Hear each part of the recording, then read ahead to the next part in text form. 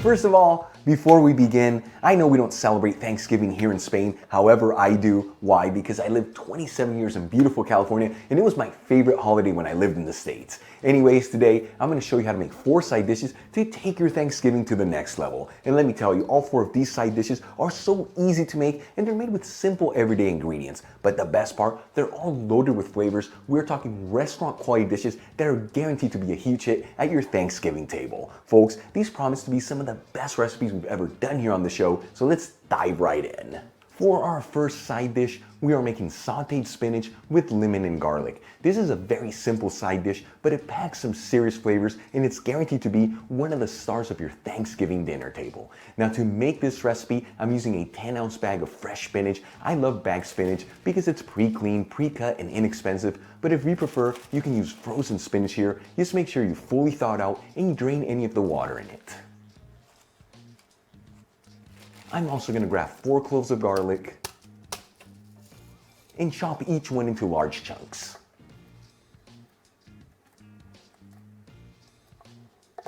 For the next step, I'm going to grab a large saute pan. You want to make sure your pan is nice and deep, that way it holds all the spinach. I'm going to heat it with a medium to medium-high heat and add in a generous 2 tablespoons of extra virgin olive oil.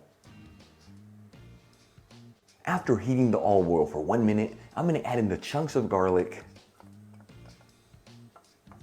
and mix them around with that extra virgin olive oil. You want to make sure you mix them continuously, that way they don't burn and they all cook evenly.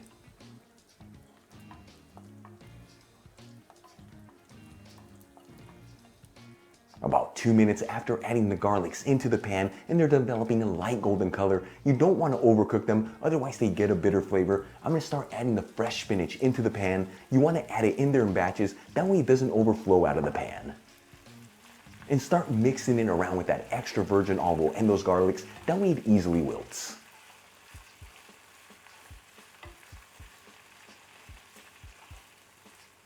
And as the spinach is wilting and coming down in volume, add more spinach into the pan and continue to mix it.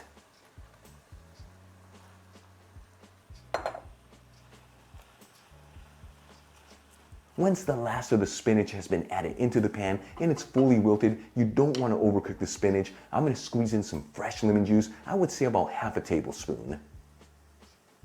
And season everything with sea salt and freshly cracked black pepper.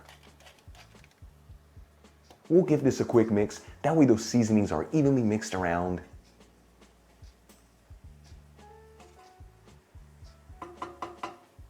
Transfer our sauteed spinach into a serving dish.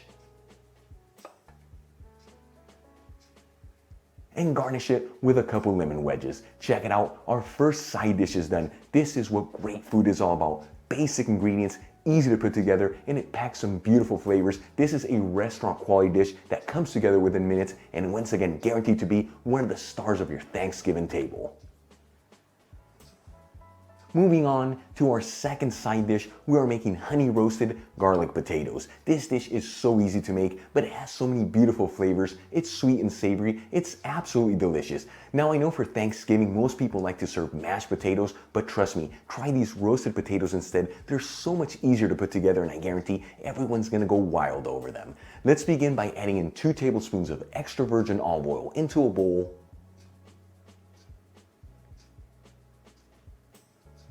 Along with 2 tablespoons of honey. You can substitute the honey for agave syrup. And also add in 1 teaspoon of dried rosemary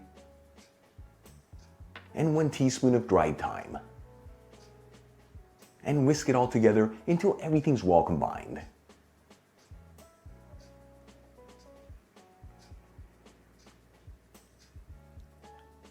For the next step, I'm going to cut 2 large Yukon Gold potatoes, each one into 1/2-inch pieces. I like to cut each potato in half first, each half in half to end up with 4 evenly sized quarters.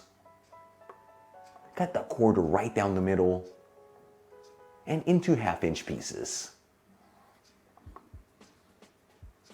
And as you're cutting your potatoes, transfer them into a large bowl.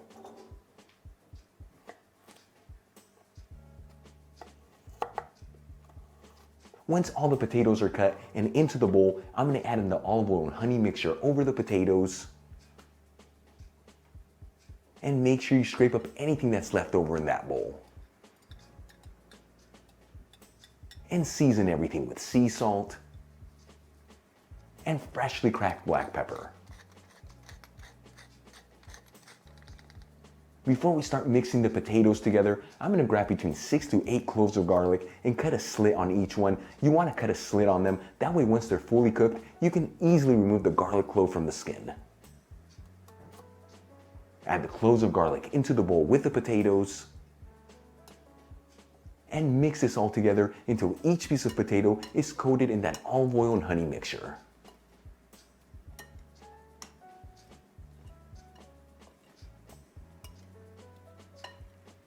Once everything's well mixed, I'm going to transfer the potatoes into a baking tray that's lined with parchment paper. You want to use parchment paper here, that way the potatoes don't stick. And make sure they're all in a single layer, that way they all evenly roast. And add the potatoes into a preheated oven, bake and broil option. That's the bottom heat and top heat, 210 degrees Celsius, which is 425 degrees Fahrenheit. Now if your oven doesn't have both functions, no big deal, just bake your potatoes for an extra 5 to 7 minutes.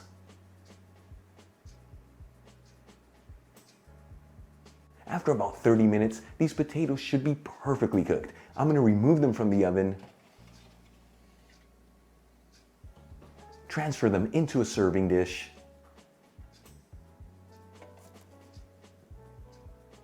and garnish it with a sprig of fresh rosemary. Check it out, our second side dish is done. Honey roasted garlic potatoes. So many great flavors, beautiful aromas, sweet and savory. It just doesn't get any better. Make these for your next Thanksgiving and I guarantee not one potato will be left on that plate. For our third side dish, we are making wine glazed carrots with garlic and rosemary. Just like the first recipe, this is a very simple vegetable side dish, but it has such a deep concentration of flavors, truly one of the best carrot dishes ever. I'm going to begin by cutting 3 carrots, each one into diagonal slices that are about half an inch thick. Now these carrots have already been washed, patted dry, and peeled.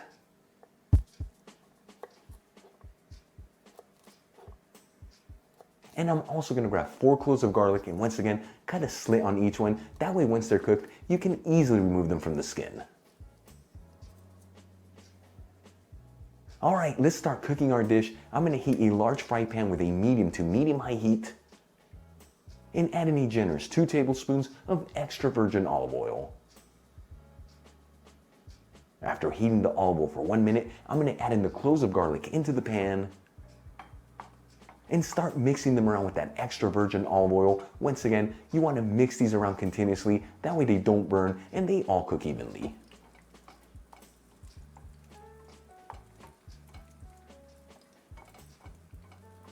After cooking the garlic for about 2 minutes, once again, you don't want to overcook them. I'm going to add in the slices of carrot and get in there and give it a mix. That way those carrots are coated in that extra virgin olive oil. You don't have to mix this continuously, but do get in there once in a while. That way those carrots don't burn and they all evenly cook.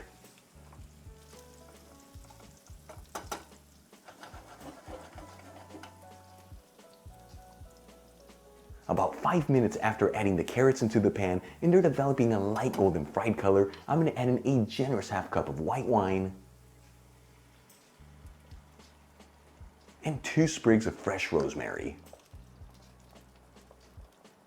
And get in there and give it a quick mix, that way everything's evenly mixed around. And we're going to simmer this between 5 to 7 minutes or until all that white wine has been incorporated into the carrots.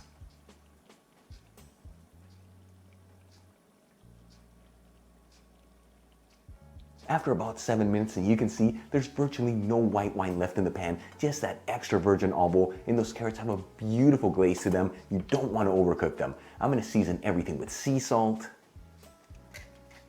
and freshly cracked black pepper. We'll give it a quick mix, that way those seasonings are evenly mixed around.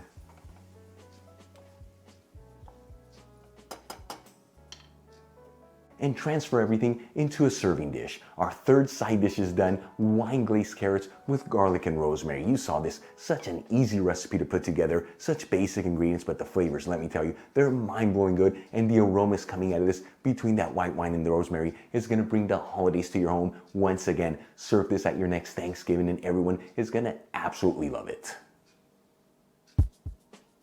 For our fourth and final side dish, we are making homemade stuffing with herbs. You cannot have a Thanksgiving without a great stuffing, and this recipe is just that, made with very basic ingredients, but it packs some serious flavors. I'm gonna begin by cutting one baguette into slices that are about 1 inch thick.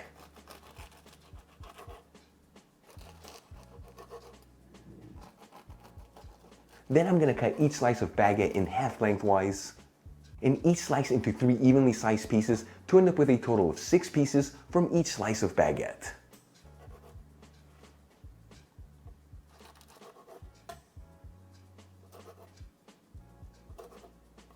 Then we'll transfer our pieces of baguette into a baking tray and make sure they're all in a single layer, that way they all evenly toast. And we're gonna add this into a preheated oven, bake and broil option. That's the bottom heat, and the top heat, 190 degrees Celsius, which is about 375 degrees Fahrenheit. Now, if your oven can't do both functions, no big deal. Just bake your pieces of bread for an extra 2 to 3 minutes more than I'm baking these, and make sure to get in there at the halfway point and flip them around. That way they're all evenly toasted. After 10 minutes, these pieces of baguette should be perfectly toasted with a nice crunch in the outside, but they're not burned. I'm going to remove them from the oven and transfer the pieces of toasted bread into a large bowl.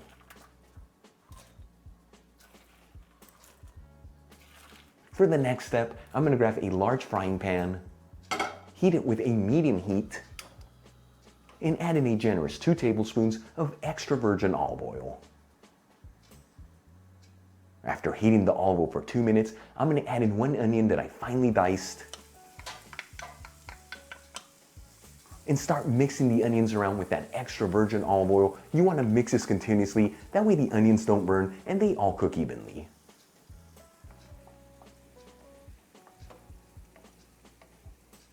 After about 3 minutes, and those onions are nice and translucent, you don't want to overcook them, I'm going to add in 2 stalks of celery that I roughly diced and continue to mix these ingredients around with that extra virgin olive oil.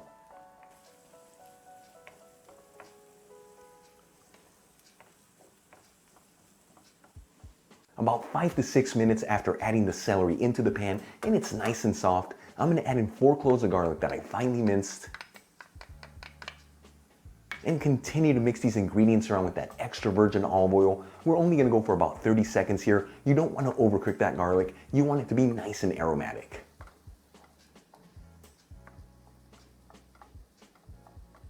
Then I'm gonna season everything with a generous half teaspoon of dried thyme, a generous half teaspoon of dried rosemary, and a generous half teaspoon of dried parsley. We'll mix this all together, that way those seasonings are evenly mixed.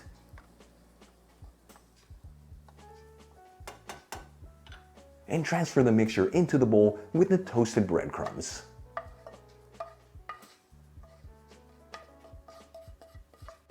Before we start mixing this, I'm going to grease a casserole dish that's 12 inches by 8 inches with some extra virgin olive oil, and just make sure you brush it all around. Alright, let's move back to our toasted bread and vegetable mixture. I'm going to season everything with sea salt and freshly cracked black pepper. And we're going to start mixing all these ingredients together, and at the same time, I'm going to slowly pour in about 1.5 cups of vegetable broth. You want to pour this in there slowly, because if you add it in at one lump sum, you're going to make these breadcrumbs soggy.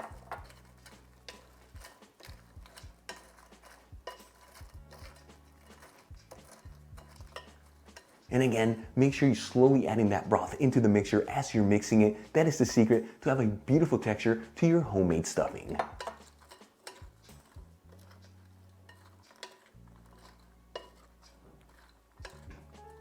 Once all the broth has been incorporated and everything's well mixed, I'm going to transfer the mixture into the casserole dish. and make sure it's all in a single layer.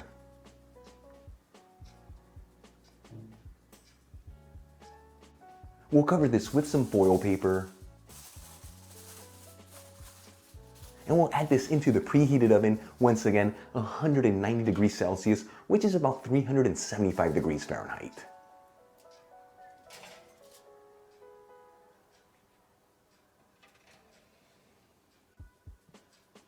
After about 25 minutes, I'm going to remove the foil paper from the casserole dish.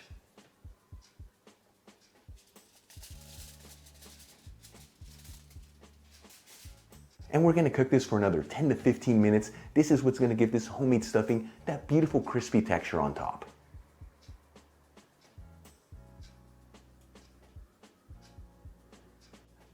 After about 15 minutes and a total cooking time of 40 to 45 minutes, this homemade stuffing should be perfectly cooked. I'm going to remove it from the oven